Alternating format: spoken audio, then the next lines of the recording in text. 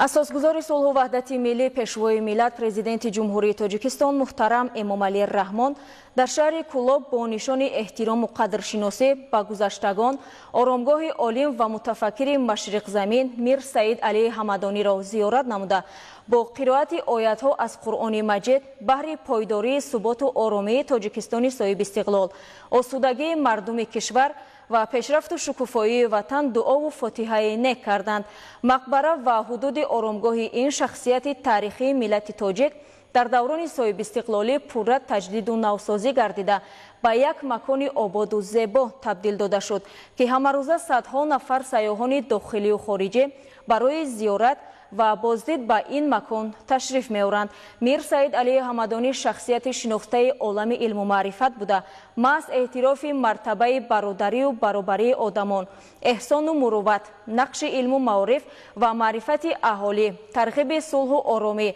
فرهنگ صلح و تحملگرایی او را مشهور جهان کرد و امروز در کشورهای گوناگون عالم پیروان و اعتقادمندان زیاد دارد.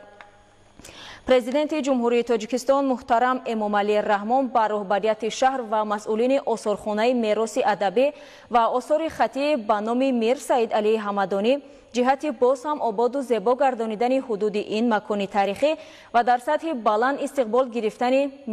مهمانان داخلی و خارجی دستور و هدایت های مشخص دادند.